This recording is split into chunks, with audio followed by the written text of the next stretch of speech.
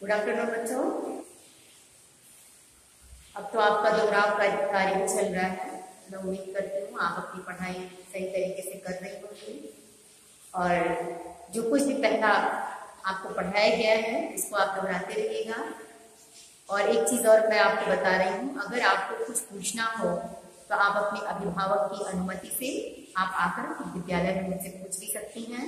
और दूसरी चीज़, आपको राजीव प्रकाशन का क्वेश्चन बैंक भी मार्केट में आ गया है, अगर आपको चाहिए तो आप ले सकती हैं।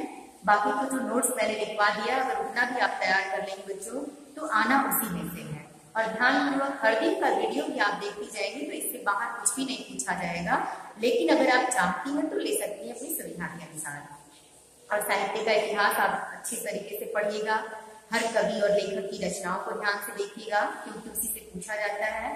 और सारी विधाओं को एक बार अच्छे से पढ़ लेंगी क्योंकि हर विधा के अंतर्गत कोई भी रचना आपको दे देता है और पूछता है ये कौन सी विधा है। जैसे आपके रामचंद्र शुक्ल मित्रता पाठ आपका लिखते हैं, उनका एक रचना है 11 वर्ष का समय।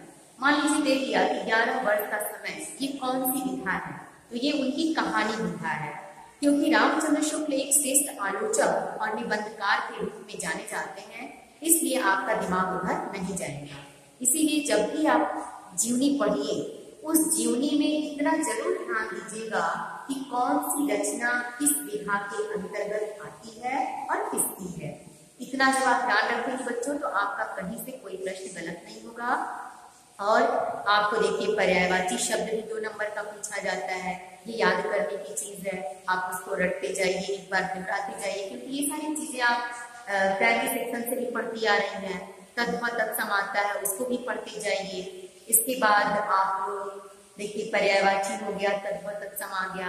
और संधि में आपको सिर्फ एक ही संधि पढ़नी है, आपका सारा संशय ही खत्म हो गया है। और समास में भी आपको दिया गया है, सिलेबस आपको मैं दे दी हूँ कि कौन कौन सा समास पढ़ना है। मुझे लगता है केवल द्वंद्व समास ही उसमें था, तो कोई कंफ्यूजन भी नहीं अब आपको होना है। और संधि भी एक ही है, वो भी आपको दे दिया गया था कि कौन सी संधि है, शायद संधि ही है जो मैं आपको पढ़ा चुकी हूँ। अलंकार में भी उपमा, रूपक, उत्प्रेक्षा जो आपको मैं बार बार कविता पढ़ाते समय भी बताती रहती हूँ, उसकी परिभाषा और उदाहरण याद कर लीजिए, आपके पास लिखा हुआ है। रस आप याद कर लीजिए परिभाषा उदाहरण के साथ। और छंद और एक श्लोक, एक नहीं 2 श्लोक जरूर आप याद रखिएगा बच्चों, क्योंकि श्लोक जब आता है आपको प्रश्न पत्र में तो उसमें ये दे देता है कि वही श्लोक आप लिखिए जो प्रश्न पत्र में न आया हो। क्योंकि नवंबर में ही आपका रिटन आपके भी परीक्षा होगा, तो आप देने में सफल होइए, आप 100 में 100 नंबर पाइए। इसके लिए बच्चों आपको प्रयास करने की जरूरत है, मेहनत करना है। तो जो छोटी छोटी चीजें हैं, जो 2-2 नंबर की चीजें हैं जिसमें आपको पूरा नंबर मिलना है बच्चों, वो सब कुछ आपको मैं पढ़ा दी हूँ, लिखा दी हूँ। सिर्फ आपको रटने की आवश्यकता है, आप उसको रटते रहिए। और दूसरी चीज, कविता जो मैंने आपको पद पढ़ाया था, एक बच्ची ने मुझे एक व्हाट्सएप पे मैसेज दिया था कि जो पद मैं सूरदास का पहला पढ़ाई थी उसमें लिखा था कि ये तो 7th क्लास का है। इसका मतलब कि आप किताब आज तक खोली ही नहीं है, क्योंकि अगर आपके पास किताब होती तो आप ऐसा मैसेज करती ही नहीं। क्योंकि पद जो सूरदास का पहला 10th में है वो आपका पहला पद ही है, चरण कमल बंदव हरियाई, जो मैंने आपको पढ़ाया था। तो ठीक है बच्चों, आप ध्यानपूर्वक अपना दोहराव करते रहिए। आज हम लोग दूसरा पद दोहराएंगे।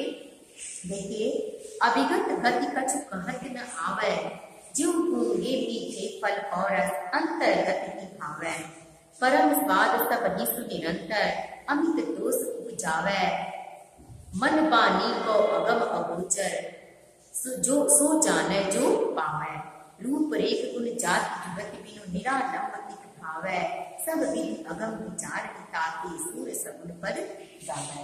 अब इसमें भी देखिए सूरदास ने सगुण साकार ब्रह्म की उपासना, उनकी महिमा का गान करते हुए इस चीज को प्रस्तुत किया है कि अवगत अवगति गति कछु कहत न पावै। निर्गुण निराकार ब्रह्म के बारे में कुछ कहना, कुछ सुनना मेरे बस की बात नहीं है, क्योंकि वो सगुण साकार ब्रह्म के उपासक थे, सगुण साकार ब्रह्म की उपासना पर ही बल देते थे।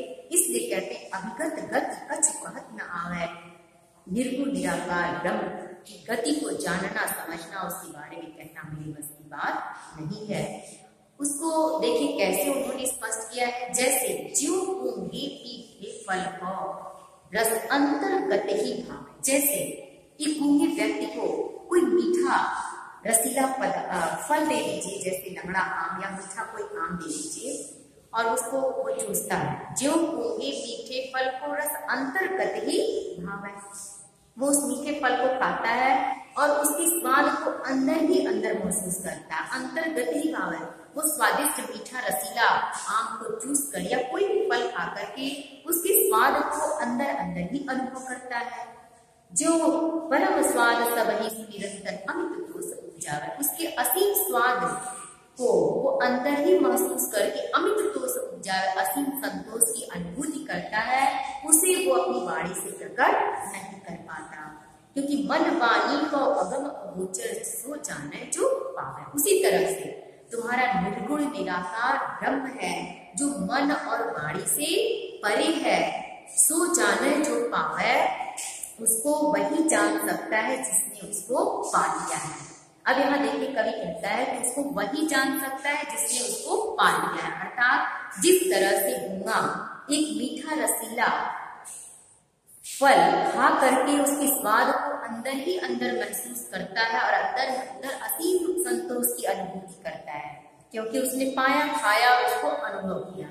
अगर हम उसको नहीं देते तो क्या उसको अनुभव करता। उसी तरह से आपका क्या है, मन वाणी को अगम गोचर, निर्गुण निराकार ब्रह्म क्या है, मन और वाणी से परे की चीज है। सो जाने जो पावे, जिसने उसको पा लिया है वही उसको जान सकता है। सबके बस की बात नहीं है, सबको समझना आसान नहीं है।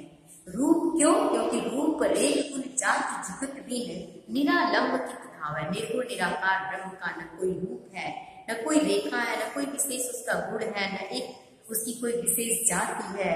तो जुगत भी बिना किसी तरीके के, जुगत मैंने तरीका, बिना किसी तरीके के निरालंब की तथा बिना आधार के हम कहाँ दौड़े उसे पाने के लिए, जिसका न कोई रूप है, न रेखा है, न जाति है, न रंग है, न कोई पाने का तरीका है।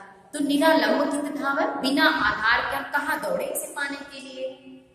सब विधि अगम विचार ही ताते सूर्य सगुन पद पावे। इस प्रकार सब प्रकार से मैंने विचार करके यह देख लिया है कि सगुण साकार ब्रह्म के चरणों की आराधना करना ही श्रेष्ठ है, उत्तम है। सब विधि अगम विचार ही ताते सूर्य सगुन पद पावे। इस प्रकार मैंने सब प्रकार से विचार करके सोच लिया है, समझ लिया है, इसीलिए सगुण साकार ब्रह्म की उपासना पर ही मैं बल देता हूँ, उन्हीं की उपासना करना चाहता हूँ। तो इस पर का काव्यगत सौंदर्य यदि आपको सीखना हो, देखिए क्योंकि आपको व्याख्या लिखनी होती है तो काव्यगत सौंदर्य आपको जरूर लिखना पड़ता है।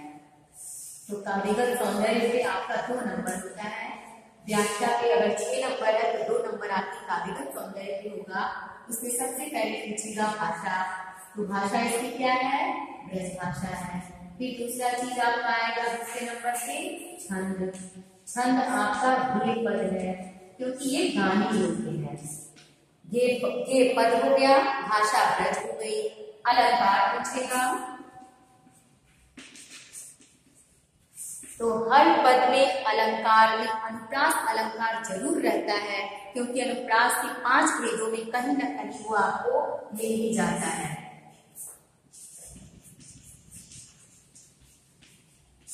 ये हो गया आपका अनुप्रास अलंकार। अब अगोचर है, जब फिर यहाँ जाति जुगति वर्णों की आवृत्ति है, इसलिए यहाँ अनुप्रास अलंकार है।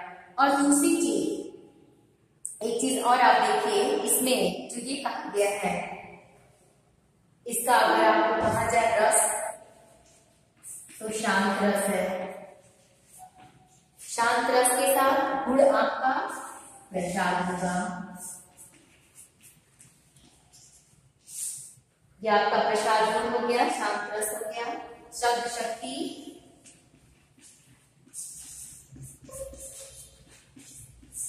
ये बहुत पहले ही मैंने आपको लिख के दे दिया था कि गुण कैसे समझते हैं, शब्द शक्ति कैसे समझते हैं। अगर आपको परेशानी होगी फिर आप आएंगी, मैं आपको अच्छे से और समझाऊंगी, आप परेशान बिल्कुल मत होइए। शब्द शक्ति में आपका लखड़ा हुआ, तो ये सारी चीजें नोट्स के है। देखिए बेटा, आप एक बार पढ़ लीजिएगा कि शब्द शक्तियां कैसे पहचानी जाती हैं और गुण कैसे पहचाना जाता है। जो प्रसाद ये है ना, इसमें माधुरी गुण, ओज गुण और प्रसाद गुण, 3 गुण मैंने लिखा है उसमें नोट्स में, आपके पन्ना पलट के देखिएगा कैसे आप पहचानते हैं।